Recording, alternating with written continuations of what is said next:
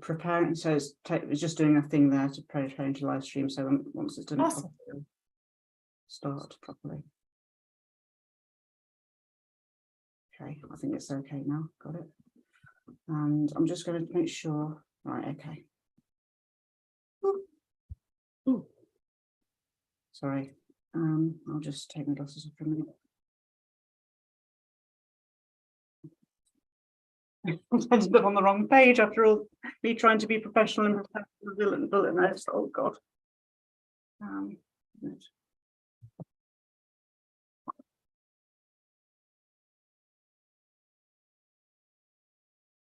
Everything's going Pete's Tom here. Everything's going wrong. Sorry about this. Not very professional on the YouTube live, but never mind. Okay. Hello, my name's Anne-Marie Pearman. I'm joined today with Jamie Fiore Higgins. She was an MD at Goldman Sachs, one of 8% of employees to achieve MD status. She was the highest ranking woman in her department. She lives in New Jersey with her husband and 4 children, is now a coach and published author. And she's written the book Bully Market, which is, if you're in the UK, it's available at Waterstones. It's also available in Audible, because I listen to it on Audible and it's great, and I'd highly recommend it. And it's on Kindle and Amazon, as everything's on Amazon these days. So welcome, Jamie. Thank you for joining us. Thank you for having me. So I'm going to start up asking you, what was the transition like for you? So you were working at Goldman Sachs from 1998, was it till 2016, was it? Till 2016, yeah. And then you decided to leave, and I'll let you go into as much detail about your leaving as you like. And Sure. I just want to talk about leaving Goldman Sachs and your journey from there to become a coach and a published author with a successful book. Sure. So yes, I left Goldman Sachs in the spring of 2016 after 18 years. The situation there had kind of become untenable for me, as is explored in my book. And, I left at the time I had 4 kids under 7. So it was really, really busy kind of doing that tactical parental stuff. But I shocked myself with how down I was. Like so depressed, could hardly get out of bed. And it really struck me after I left how much of my identity was tied to that role. And really was just struck by that. And so, it took me a couple months to kind of get my sea legs in my new world. And I started volunteering a bit at my kids' school. They were little at the time. And what I found in my area, I live in the New York suburbs of New York City. And I would encounter these mothers, parents, mostly mothers. And I was 40 at the time. And I was a bit of a unicorn, because a lot of women at 40, if they weren't working, I observed that they hadn't been working for quite a while, right? Like basically since they had kids. Or if you were 40 and working, you were still working. So I would get questions like, oh, well, why did you leave? Like, weren't you at the height of your career? And don't get me wrong, I knew the environment I was in was unhealthy. But when I would articulate some anecdotes to these people of things that happened to me, so one anecdote would be that when I finally had the courage to use the lactation rooms for my 4th child to pump breast milk for her, my older children, I was discouraged from doing so. And by the last one, I said I was going to do it. The men on the desk would moo at me. They would leave stuffed cows on my desk. They would gesture like they were squeezing breasts. And so I would just kind of I would mention stories like this, and their reaction was so incredulous. And don't get me wrong, I knew it was a messed up thing to have happen to me, but seeing the expression from someone not from that world really made me pause and say, wow, I was really part of something really toxic. And then as 2016 evolved, the Me Too movement really took steam. And I found that I was in a world where there was a real appetite for authentic stories. And that kind of theme, even transcends me to today. I know, like, I love watching on Netflix documentaries and kind of real life stuff. Who needs to make up stories? I think the human condition has enough drama and interest to carry a great story. And so I was really encouraged by all these people telling their stories. I said, you know what? I think I need to start writing mine down. And I always loved to write as a young girl, as a teenager. In fact, I started university and I wanted to be an English major, but then I had a great freshman year. Then sophomore year, I didn't quite see eye to eye with my professor. And, English is very subjective, right? You're at the opinion of your professor. And so I moved to math because 2 + 2 always equals 4. So I knew whether or not I got along with my professor, there was a universal truth about math. So I switched to math and I kind of let my writing go to the wayside. And then certainly with my career, I never had a chance to. So I started writing. And then I said to myself, well, Jamie, if you're going to write a book, you need to take some writing classes. So I started studying under Jules Swales. I had a friend who lived in LA who studied with Jack Grapes and heard about this new program. And I made it my mission to write the book. And at the time, I wasn't working outside the house because I had these young kids, but this kind of became my side hustle. And it wasn't something I was necessarily paid for at the time, but it was just really important to me to have something of mine away from being a spouse, away from being a mother. And so it went. So I worked on it for a couple of years, wasn't sure where it was going to go, didn't know if it would stay in a box in my basement or if maybe I would self-publish it. And then through a bunch of amazing connections, I in very short order from when I finished it, secured an agent and secured a publisher. So it's been an amazing experience in a lot of ways to, number one, feel empowered to really speak about what happened at that organization. I felt that most of my career I was silenced. So there's something empowering for that. Also, it's highlighted in my book that not only was I a victim of the negative environment, but I perpetuated a lot of the toxicity. So it was a bit of my way to make amends to the people that I hurt in the process. And also, I just love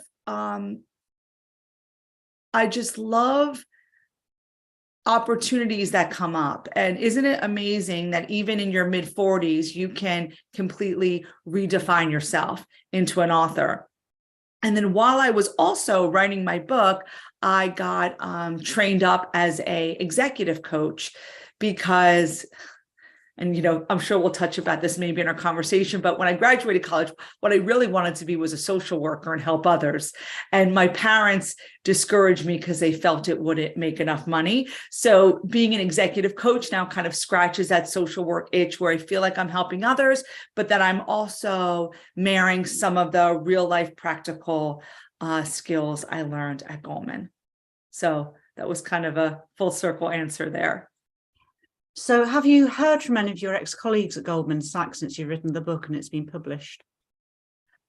Yes, I have. I've heard from loads. And actually, I just scrolled and I was going to talk about my clients that I loved. And there's one on the call right now. So yeah, I've heard from a lot of different people throughout the process from Goldman. I did not hear directly from any of the people who I kind of highlighted their negative behavior. In my book, all my characters are composites. So, I have character names and they're really based on multiple people, which just kind of helps with story pacing. Because if you read a book, you don't want to hear about like 10 different people. In my mind, it's easier to keep track. I haven't heard directly from any of those people. I've heard from a lot of people I worked with, though. Many of them were very generous and shared some very personal stories with me. I know that I'm the only one talking right now, but I'm not the only one with something to say. I've heard from my clients, which I have to say was like the highlight of my job, working with people like on the street, as it were, at different institutions, at different brokers, at different banks. And there's one on the call right now, which makes me so happy. And I've heard from people all across Wall Street, too, and actually across all industries. So a lot of the themes my book talks about in terms of identity and stuff really transcends Wall Street into kind of any big business. And actually small businesses too, because my book talks a lot about power dynamics in the workplace, and you only need two people for a power dynamic, truthfully. So I've heard some people in small businesses as well. The most kind of sobering group of people I heard from was some of the women I didn't support. And again, kind of going back to how I was complicit, I didn't really help others. I tried. I always put my best effort, but I always felt that promises of compensation or promotion were dangled in my face in payment for my silence and ignoring what was happening to other women. And I heard from some of those women too. And you know what? Like, one person was very supportive of me, but said, "But Jamie, I have to tell you, remember that time when you did and I own it. And part of the reason why I wrote the book was to really showcase the power that these large organizations wield and how they really are able to change people and make them behave counter to their values." Another question I wanted to ask you was around writing your own personal story, because you do go into some very intimate detail around, because I won't go into too much detail, but around an affair you had and also around your miscarriage.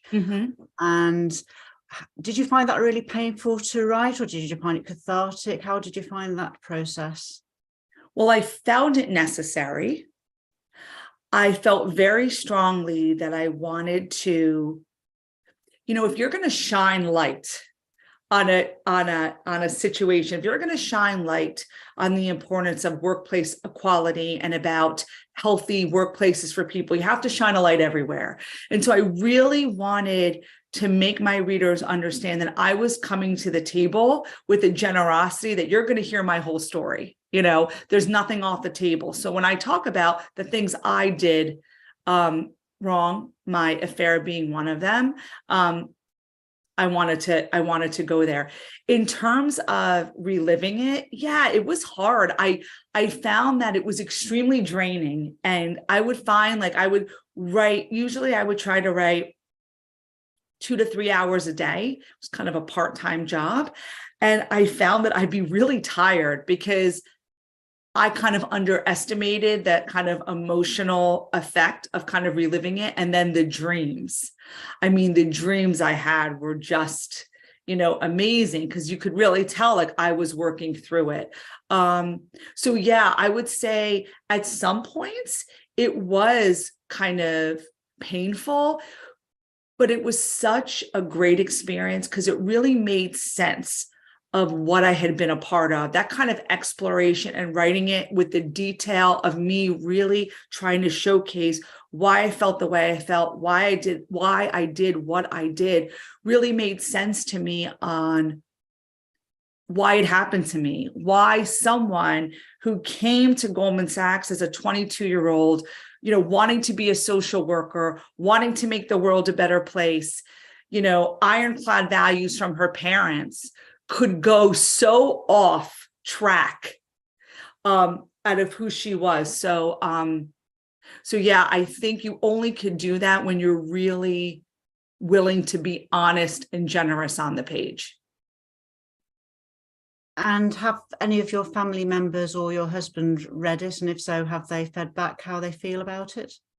Yeah, so my mom, who just turned 80 in September, when I first decided I was going to write the book, which was pretty early on, I mean, it's going back 5+ years, she was a little bit hesitant.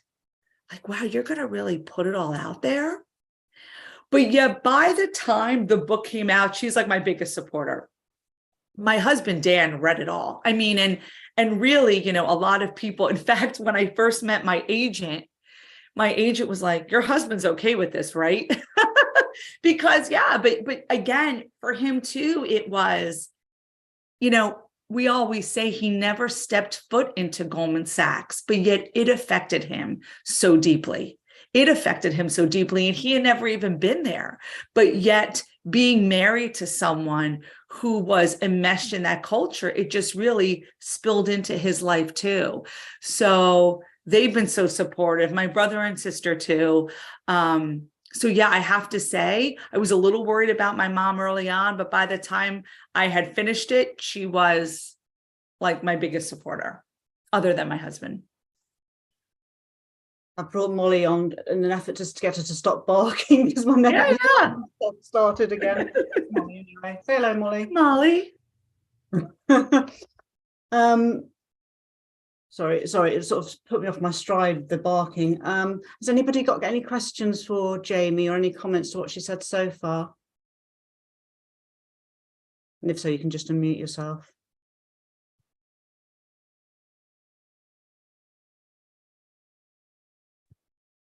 Hi, Jamie. Thank you for Hi. sharing that. What gave you the distance, perspective, turning point, whatever it is, to move from your experience in Goldman Sachs to actually writing about it? Because there is a big gap. I know you said you went on, there was always a book inside you and you went on a writing course, but still, how did that? What really made me commit to it? Yeah, and also to get the sense that you'd been in this toxic environment. You said it was the reaction of people. Yes. But was that enough for you to really kind of wake up to what had happened? That was enough for me to get started, to say, I think I should start writing this down and really kind of, so I had kept a lot of journals while I worked. And so I dusted those off and I started expanding on it. And really, my first thing was like, I'm going to write this down, but it was not even a thought about publishing or anything. It was like, I'm just going to explore this. I think there's something there. I think it would be helpful for me. Writing isn't therapy, but it is therapeutic. And it took me years of working on it. And then of course the classes helped me with my craft and helped me be a more effective writer. But it really was just the process of writing it over time and working with my friend who story edited with me, who really kind of challenged me to tease out, well, why did you do what you did? And why? And really kind of forcing you to peel back that onion. And it wasn't until I wrote it that I realized that so much of how I behaved, for example, like I always say that I feel like I was ripe for the picking with Goldman because I came in without connections. I came in without money. I was trying to make my family proud. I had grown up and had some health issues that kind of made me feel like I had to do twice as much work to get half the result. And it wasn't until I really wrote it that it really made sense to me. So I would say the incredulous reaction from the moms and the Me Too got me started. But through learning the craft of writing and allowing myself to really be honest on the page, really revealed to me the bigger themes at play. Thank you. That's interesting. Thank you. Do you have another book in you, do you think? Have you got any other ideas for books? Oh, I'm not putting it off the table, certainly, but writing a book is for me, it was such a gut-wrenching, like exhausting process. And a fulfilling one, but I feel like I have to.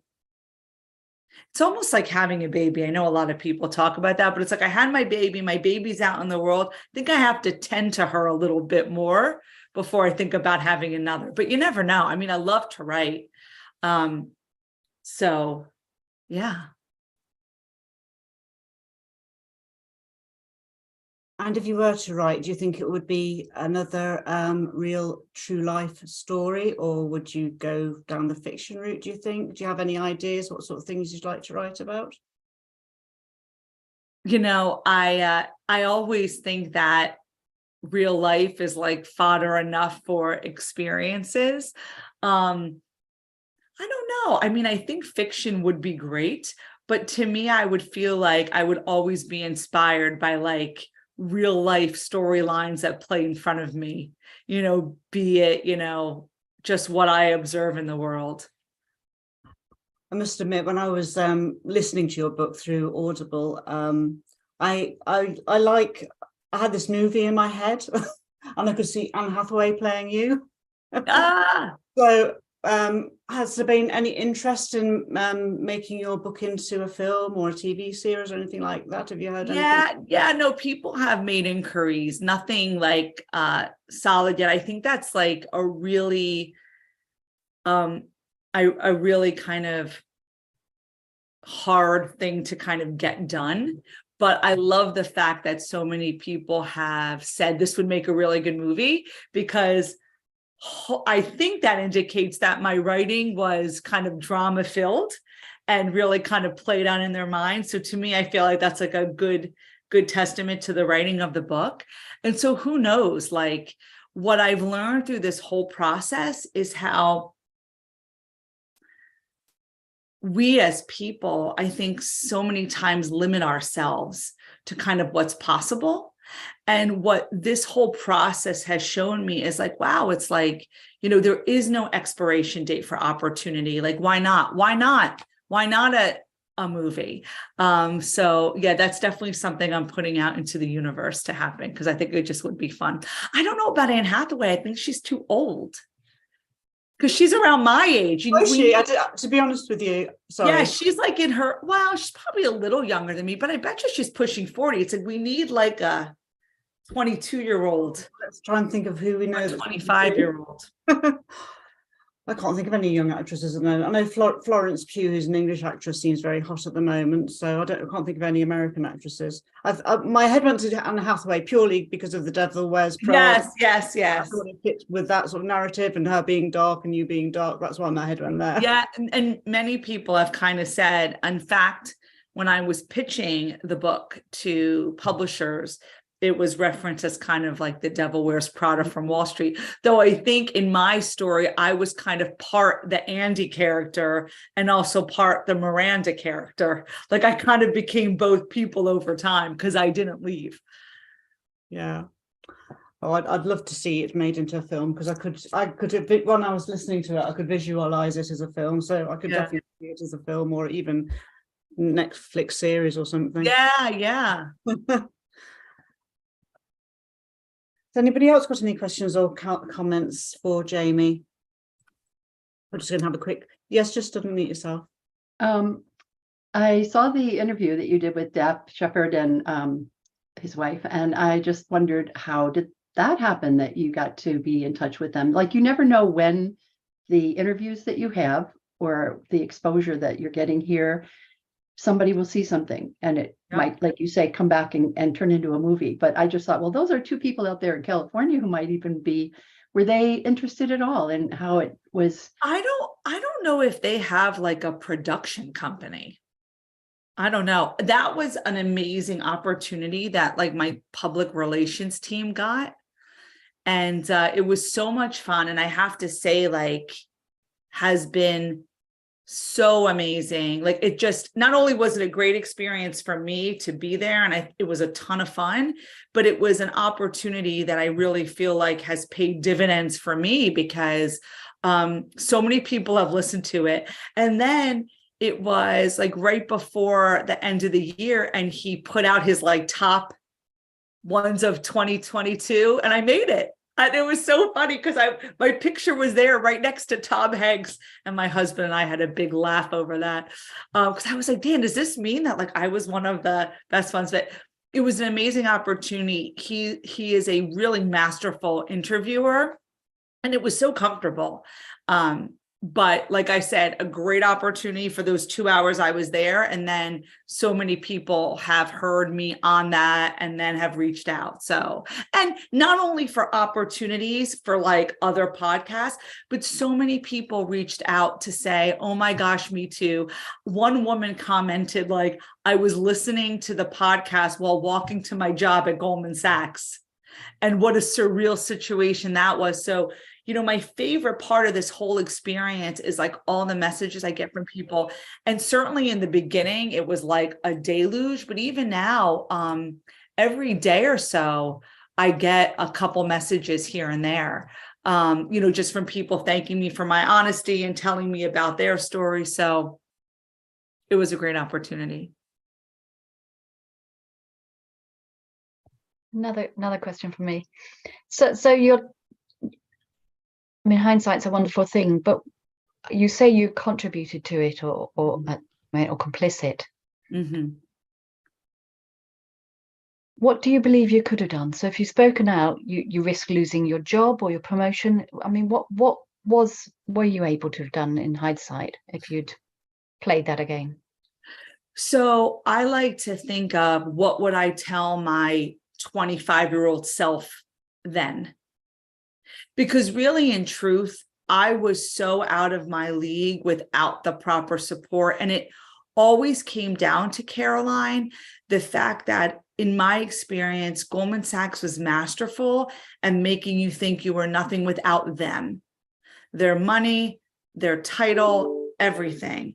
So that really made me, it was like I was working for the family business. So to kind of go against the power would be, it was just, I don't think I could have. And if I did, I'm sure I would have been managed out. But what I want to try to do and what I currently do with the clients I work with is making sure they always realize that they're in charge of their own careers. And if they're experiencing success in their organizations, it's because of them. It's not because of, the mothership, if you will. In fact, I talk about this in my book. One year, a week after bonuses, and bonuses are these very large paydays where you are congratulated for your contributions to the firm. And it's like the biggest pat on the back you could receive. The next week, my partner, so like the boss of the whole department who gave me my bonus, handed out bananas to all the people in my department and said, "You're nothing without us. You're a monkey. And if you don't work harder today than you did yesterday, I'll kick you out because there's a line of people who want your seat." So I was so enmeshed. I don't know if I would have been able to do it. But what I would like to do now is work with people to say, keep your ears, eyes, and open for the signs of a toxic environment and make sure you have support out of the organization.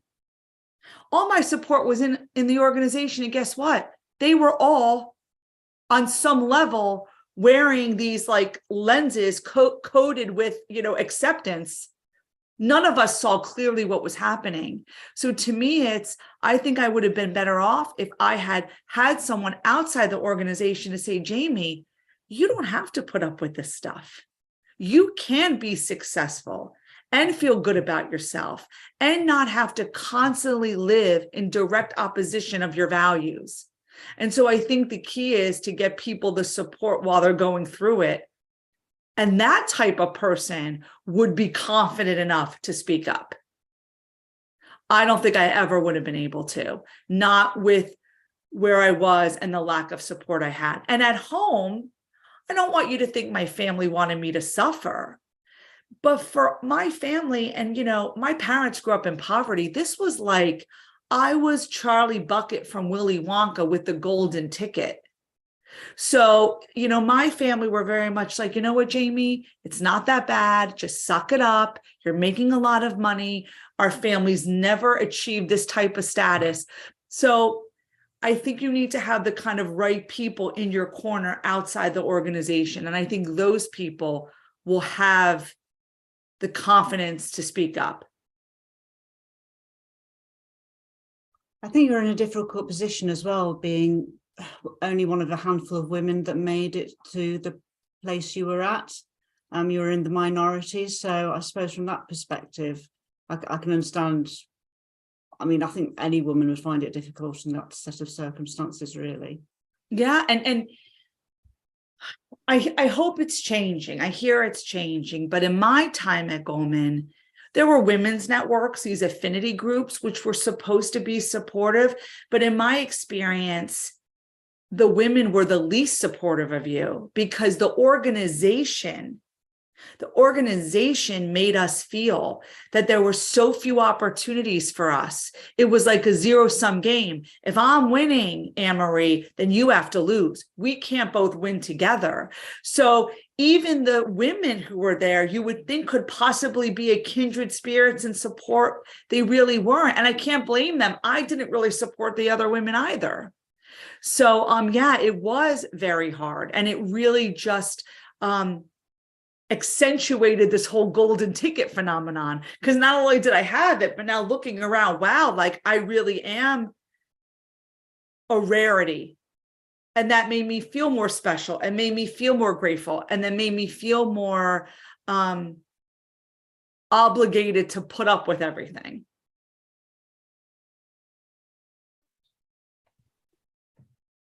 Can I say hello now? Yeah, sure. Hi, Jamie. Wait, I just, hi, it's Carrie. Hi. I just, just to validate everything that you're saying, your story is the story of so many people. When I read your book, I mean, yes, I was shocked about some stuff, the obvious stuff. But I mean, I wasn't shocked by a lot of it because we kind of all lived it. So your story is the story of so many. And when you're saying how you're speaking with all these other people who ask why this or seem surprised about something, that's actually why you have to say it. Because to me, it's totally normal. Right. And it's like normalized. So it, but the fact that other people are surprised by it, that's why you have to tell the story. That's right. That's because right. It shouldn't be normal. None of it should be normal. No, and yes. Your, yes, 100%. Your quote about the banana, I just want to say that I had heard so many times over and over, any well-trained monkey can do what you do. That's right. Like, just be thankful you have a job. That's right.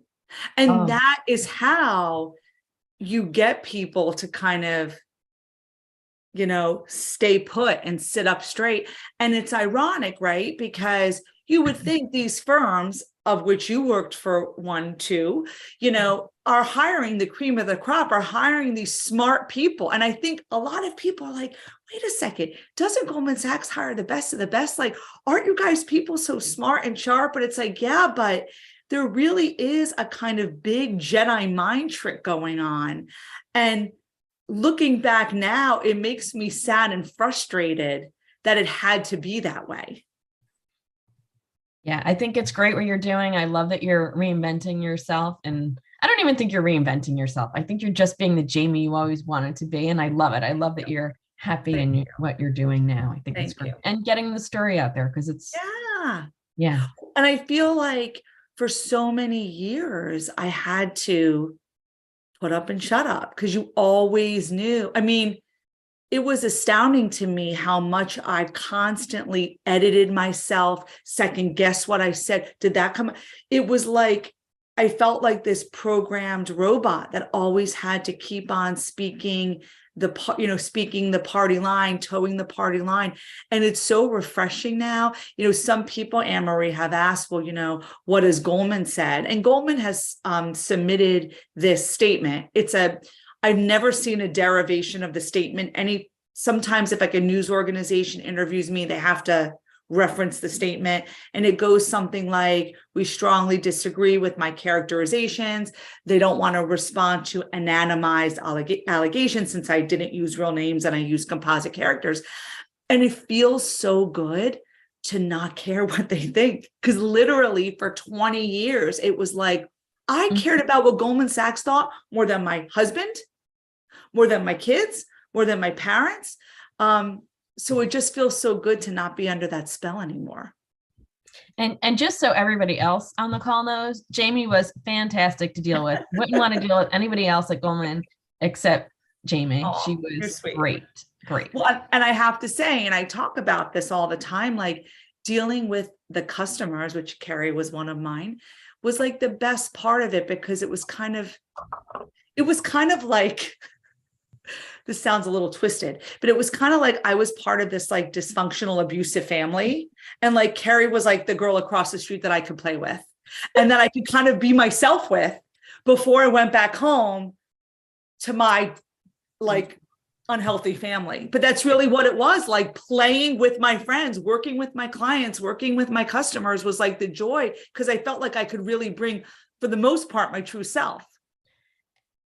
And that's again, I 100% get what you're saying, because there's so many things that frustrate you all around, but then you pick up the phone or Bloomberg or whatever it is, and it's like, oh, but I do love this. There's so many wonderful people, and Yeah, there's so many, again, and I it's have to say, it's not there, but I have heard from Carrie and then so many other people I used to talk to on the street, and that's been so nice.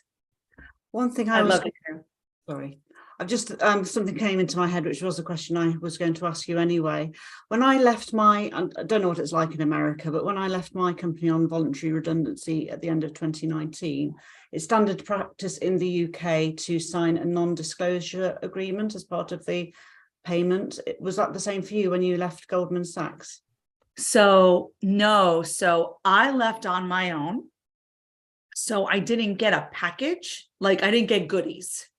It was like literally I left and I stopped getting paid. Well, technically at my level, they had this thing called garden leave where, they pay you for like 3 months after you leave. I signed nothing. Like, I'll never forget my last day. I called HR and I said, is there an exit interview? Like, no. Did you take anything? I said, no. They're like, just go. I did find years later, in fact, it was right when I had gotten an agent, I found my managing director agreement, which was done in 2012, and it had very punitive language about talking about the firm, et cetera. So I got it vetted by an attorney who specializes in this kind of law. It said that post Harvey Weinstein, post Me Too, that that language, those contracts are no longer enforceable. But I felt like I was very responsible and respectful in the writing of the book, meaning other than Goldman Sachs, everyone's names are changed. Most of them are composites. So it was not about shaming any one person. Most of the guys that I talked to who were kind of my adversaries are either still at Goldman or still out on the street, like I'm assuming living their best lives. I don't know. So yeah, I was able to tell my story. My attorney said, everyone is able to tell their own story and their own experiences. It is our right in this country. Jacqueline, did you try and raise your hand a few minutes ago? Are you going to ask something? No, sorry, I thought you went like that. So sorry, I just thought I'd give you just in case. Okay. Hi, Jamie. Nice to see you. Nice to see you. Has anybody else got any questions or comments for Jamie?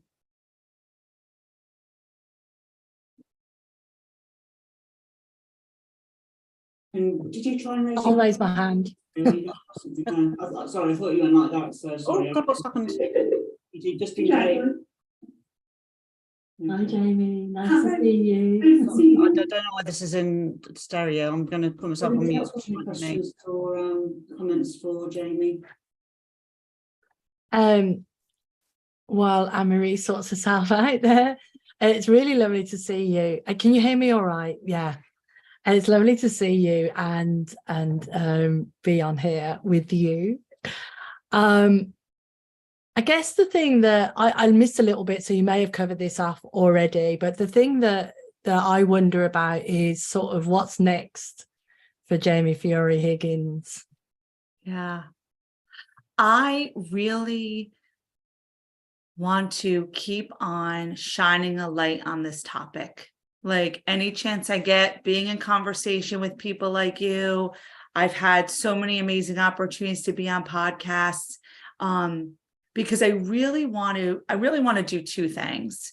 I want to encourage organizations to hold them a little more accountable. Now, this is a big stretch, right? Last I checked, Goldman hasn't asked me for coffee to talk about my book, but I really feel like big firms like Goldman need to start getting clear, actionable goals when it comes to diversity, equity, inclusion. The good news is DEI wasn't even something that was even like hardly talked about 10 years ago. But to me, if firms like Goldman Sachs could commit and say, you know what, we want representation improved at these different types of groups levels, and you're going to hold us accountable. And if we don't hit these goals, we're going to tell you why, as opposed to just saying hiring women and BIPOC is important to us.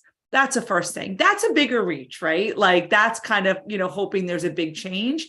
So my other goal is to work with people who are currently in the workforce or going into the workforce. I want to nab some Jamie Fiores circa today.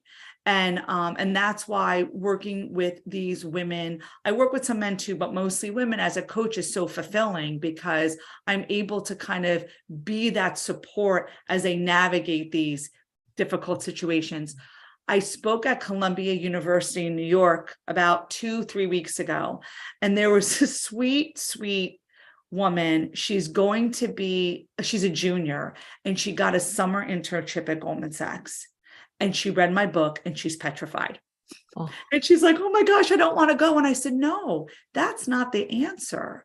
The answer is now you know. Now you know what the potential could be. Now you can plan. And now you can because listen, Goldman Sachs is a big place. Carrie, validated me, rightly so, that I'm telling the story of a lot of women, but there's a lot of other people who have these great careers at Goldman Sachs who maybe would read my book and be like, what? I don't see this. But my point is, let's go into these organizations with our eyes wide open, knowing what we need, what we expect, what we're willing to sacrifice. And so I said to her, you're in the perfect spot. I want to work with people like that and keep them in the organization, because we're never going to see any change if these women leave. We need to figure out reasons for them to stay. And if the firms aren't going to do it by having better support and better goals, then I want to do it by working with women one at a time. Brilliant. I love that, because I love that you have told a very harrowing story, but actually, as per your training, you've also come up with the solutions. It's not just like, oh, here's a problem and everybody's terrible because they're part of the problem. It's like, here's a problem and here's what we can do about it. It's a very positive way of channeling what's happened to you and many other people.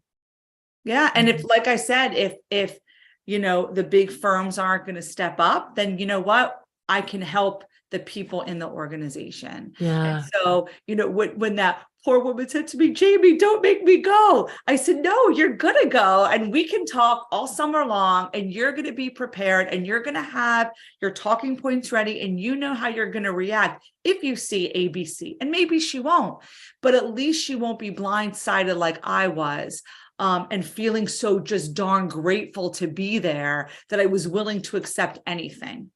Yeah. And back in the day, it was very much, you either had to be, you basically had to be the man, the one of the boys, and put up with all of the crap. And there was no avenue for pushback, but you're empowering or helping them empower themselves. That's right. To have that pushback. And the more this is blown open and the more it's talked about, the more opportunity the female leaders of the future and males don't have to have abuse and have all of that stuff that goes on. Yeah, really good job. Well, thanks. And it's fascinating to me too, how so much of this topic is so taboo. And so to me, it's like, how can we even, and that's what gets me a little frustrated, because again, all these big companies have all these, yes, we care about DEI. Yes, we want a diverse workforce. Yes, we care about psychological safety in the workplace, but yet nobody wants to talk about it. How can we possibly come up with a solution if no one wants to really dissect the problem? So again, if it's not going to come from those organizations, then it's going to come from working with people to empower them to expect more. And I do feel the tide is changing with all the social justice movements the past, 8 to 10 years. The tide is switching, and a lot of these corporations are going to be forced to make the change because it's going to be what their consumers, i.e. their employees, demand. Yeah. Yeah, brilliant.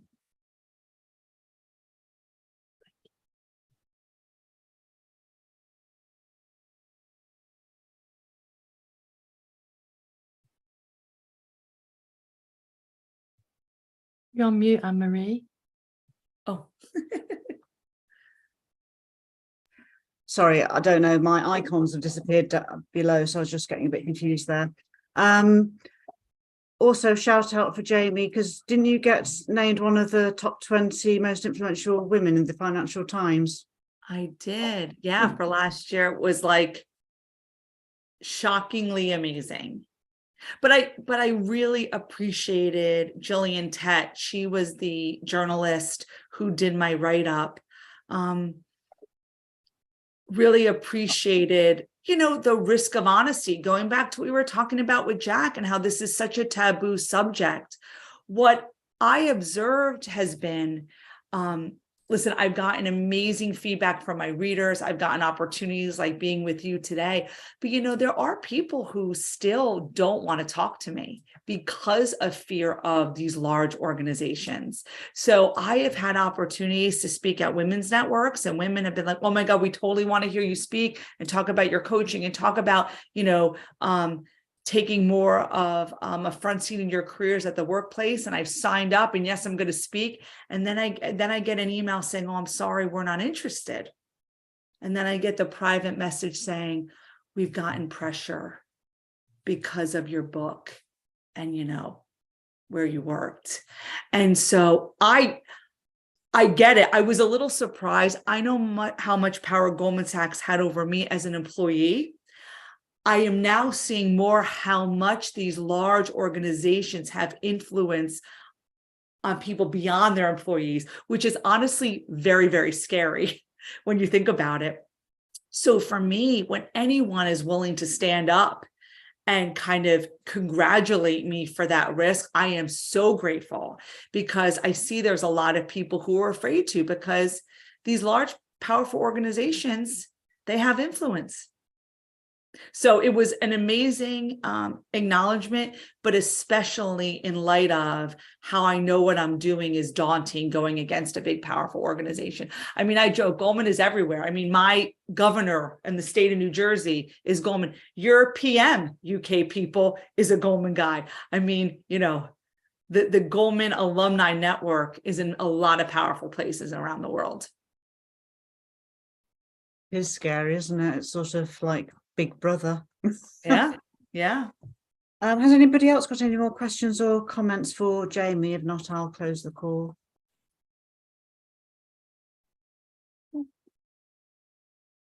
My icons have come back now.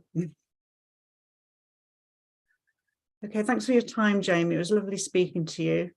Oh, this was awesome. Thank you. And I was so happy to be in conversation, see some familiar faces. Yeah.